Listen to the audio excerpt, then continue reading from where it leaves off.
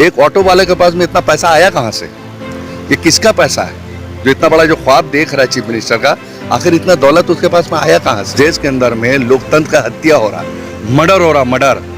जरिया कौन है? Killer media. वाले दिन में वो धोबी का कुत्ता के जैसी हालत हो जाएगी, ना इधर के रहेंगे ना उधर के रहेंगे। नहीं गिरेगी सरकार, नहीं गिरेगी सरकार वहां की।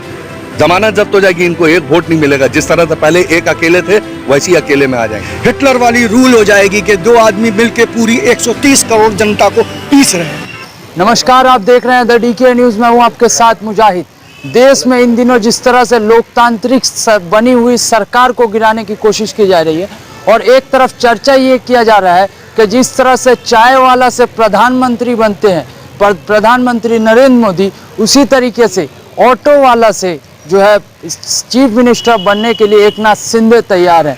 तो इन सभी विषयों पर हमारे साथ कुछ लोग मौजूद हैं, उनसे बातचीत करेंगे। सामाजिक कार्यकर्ता हैं, तो कैसे देखते हैं एकनाथ शिंदे चीफ मिनिस्टर बन रहे हैं? देखिए, जो प्रधानमंत्री ने जी अपने कार्यकाल में जो हरकत की और सबने बोल दिया गया कि वो चाय वाले अब प्राइम मिनिस्टर बन गए, वो अपने मुंह से बोलते कि हम चाय वाले थे, हम चाय बेचते थे, लेकिन आज तक कि उनका चाय का ढाला और चाय की दुकान किसी को पता ही नहीं कि ये चाय कहाँ बेचते थे।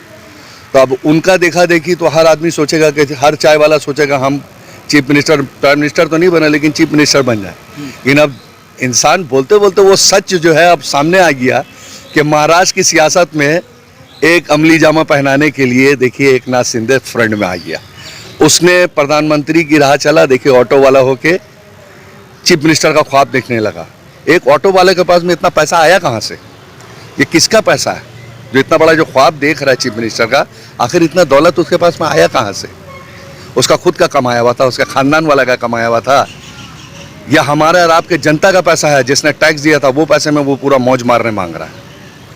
आज बीजेपी ने सोची है कि राजस्थान की हुकूमत पे चांस लिया, आखिर एमपी को उल्टा दिया, एमपी उल्टाया। इसी तरह से ये तो देखा जाए तो एक किस्म से इस देश के अंदर में लोकतंत्र का हत्या हो रहा, मर्डर हो रहा, मर्डर। जरिया कौन है? Killer media. किलर मीडिया सब मिल के आज पूरे देश का कत्लेआम कर रहा है, लोग जनता का कत्लेआम कर रहा है। ज़रूरी नहीं है कि कत्लेआम सिर्फ छुरी, चाकू, रिवॉल्वर और गोली से हो। इन सब हरकतों से भी इंसान का कत्लेआम हो रहा है, जनता का कत्लेआम हो रहा है, हर चीज़ में उसका कत्लेआम हो रहा है। देखिए आप, कारोबार चौपट हो गया, तो व्यापार चौपट हो गया, हर चीज़ देखने बर्बाद हो रही है। लेकिन इनको अपनी सियासत गरमाने से फुर्सत नहीं है। कोरोना कार्यकाल के अंदर में दुनिया बैठा हुआ था घर में, लेकिन ये एमपी के इलेक्शन वहाँ का उल्टा दिए। तो आज ये महाराष्ट्र का भी जो हुआ है, इसमें सिर्फ एकनाथ शिंदे नहीं है, इसके अंदर पूरी भाजपा मलूस है। ये पूरा भाजपा वालों ने उसको हिम्मत दी और किडनैप किया उन लोगों को। बाद में उनके जितने एमएलए थे उन लोगों ने बाद में अपने आप में सबने वाजे किया, क्लियर कर रखे कि हमको नाता काट रही है कि हमारा इसमें कोई लेन देन नहीं। तो आखिर उसको कौन सपोर्ट कर रहा है? गुवाहाटी में तो वहाँ का चीफ मिनिस्टर जो भाजपा का चीफ मिनिस्टर है वही तो अवभगत कर रहा है। जो सूरत गया तो वहाँ पर भी कौन है? सब भाजपा के लीडर ही तो उनकी अवभगत कर रहे थे। क्यों? किस लिए? रिश्तेदारी थी क्या, या ससुराली रिश्ता था सबका? ऐसा तो कोई रिश्ता नहीं था। बस एक ही चीज़ था कि यहाँ के संविधान को किस तरह से ख़त्म किया जाए, यहाँ के कानून को कैसे ख़त्म किया जाए। ये तो देखा जाए तो भाजपा तो एक किस्म से यहाँ पर ये खुलेआम गुंडामू कर रही है, जिसका माल खरीदी। पहले तो जनता में लड़ाया, अब पार्टी पार्टी में अब लड़वा रही है, अब पार्टी पार्टी में लड़वा रही है। बताइए, चलती भी हुकूमत और उसको गिराने का इतना बड़ा साजिश हो गया। अच्छा खासा चल रही है, लोग जान रहे कि हाँ महाराष्ट्र बहुत अच्छे से चल रहा है, उद्धव ठाकरे चला रहा था, और उसके बाद में उसमें ऐसा मारा काटी के बताइए वो एकनाथ शिंदे जो है वहाँ से खिसका तो खिसका, कितनों को लेके खिसक गया। लेकिन उनको मालूम नहीं था कि आगे का हिकमत अमली शिवसेना क्या करेगी। शिवसेना ने अपना खोल दिया सामने। नहीं गिरेगी सरकार, नहीं गिरेगी सरकार वहाँ की। ऑपरेशन लोटस, वो लोटस रहने दीजिए, लोटस तो अभी सीधा था, उल्टा होने जा रहा है। ईमानदारी से लड़ लेना इलेक्शन, ईमानदारी से। अभी तो अखिलेश यादव भी बोला था ईमानदारी से लड़ा। आप कैसे बैठे हम लोग को सबको मालूम है।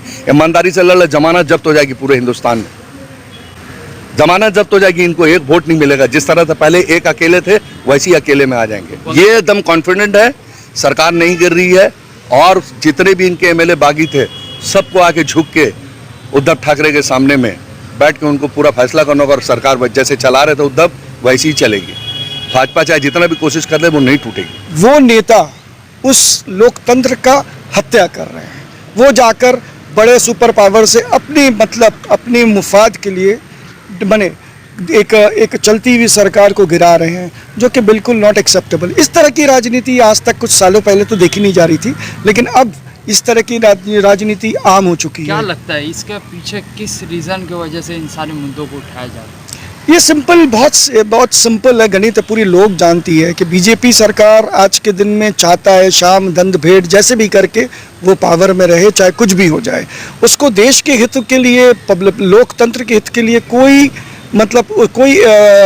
रिस्पेक्ट नहीं है। बस वहाँ पर आसाम में देखिए लोग मर रहे हैं, पानी खाना के लिए तड़प रहे हैं, लेकिन वहाँ पर सिर्फ क्या चल रहा है, राजनीति चल रहा है। क्यों भाई?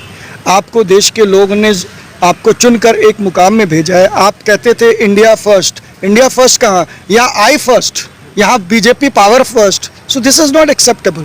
आने वाले दिनों में जनता देख रही है और अपनी डिसीजन 2024 की जो होगी वो माने आने वाले दिन में आप लोग, सारे लोग भी देखेंगे कि जनता अब उपता गई है और वो एक स्ट्रॉन्ग डिसीजन लेगी, एक ऐसी पार्टी का जो देश के हित में चले और देश के बारे में सोचे। कर रहे हो, चलती हुई सरकार को गिरा रहे हो, क्या फ़ायदा हो रहा है इस पे? सिर्फ आप पावर पॉलिटिक्स में आप विश्वास कर रहे हो।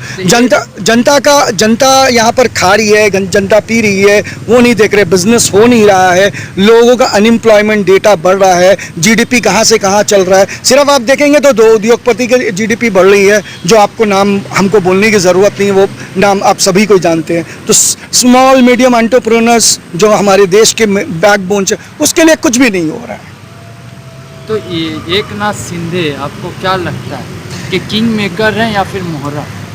जी, एकनाथ शिंदे मतलब मेरा जो ख्याल है कि आने वाले दिन में वो धोबी का कुत्ता के जैसी हालत हो जाएगी, ना इधर के रहेंगे ना उधर के रहेंगे। उनको अपना जो विजन है स्पष्ट करना होगा। उनका स्ट्रेंथ आपके उद्धव ठाकरे जी के साथ ही है, उनका जो भी कुछ वजूद है उनकी वजह से है और कार्यकर्ता की वजह से है। वो अपने से बैठ के एयर कंडीशन रूम में बैठ के अगर डिसीजन ले लेते हैं कि हम सरकार बनाएंगे, सरकार गिराएंगे, वो नहीं हो सकता। सरकार बनता है लोकतंत्र से, पार्टी से और पार्टी वर्कर से बनता है। तो इन तीनों लोगों को अगर आप नज़रअंदाज करके आप सोचेंगे कि बैठ के आप काम कर रहे हैं, तो ये सरकार कभी नहीं हो सकती और कभी चल नहीं सकती। उद्धव ठाकरे जी ही सीएम कंटिन्यू करेंगे, 4 फ्लोर टेस्ट में वो हारेंगे और उनका फिर हालत क्या होगा? नहीं गिरेगा, बिल्कुल नहीं गिरेगा, मेरा ये उम्मीद है और जो मैं सोचता हूँ यही होगा।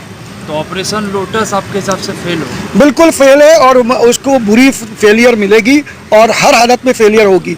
बिल्कुल रहेगी, उद्धव ठाकरे जी बिल्कुल रहेंगे और शिव सैनिक आने वाले दिनों में और भी अच्छे पोजीशन में प्रदर्शन करेंगे और वो अच्छी लेवल पे जाएंगे। क्योंकि अब जो लोग शिव सैनिक होके जो कुछ उधर चले गए थे, लेकिन उनको अब पता चल गया कि कौन असली शिव सैनिक है, कौन देश के हित में काम कर रहा है और कौन शिवसेना के लिए काम कर रहा है। तो ये चीज़ अब वो उजागर हो गया और आने वाले दिन में मेरा ख्याल है कि शिवसेना अच्छा परफॉर्मेंस करेगी और एक मजबूत पार्टी के तौर पे जो देश को संभाल के आगे ले जाए वो आगे उभरेगी। क्योंकि अभी देश में बीजेपी के खिलाफ में एक स्ट्रॉन्ग पार्टी होना बहुत ज़रूरी है, चाहे वो हमारी तृणमूल कांग्रेस हो, चाहे वो कांग्रेस हो, चाहे वो शिवसेना हो, चाहे वो डीएमके हो, व्हाटएवर। बट इस देश को आज के दिन में एक बहुत स्ट्रॉन्ग अपोजिशन की दरकार है। नहीं तो यहाँ पर मनमानी डेमोक्रेसी ख़त्म हो जाएगी, यहाँ पर हो जाएगा वही माने हिटलर वाली रूल हो जाएगी कि 2 आदमी मिलके पूरी 130 करोड़ जनता को पीस रहे हैं।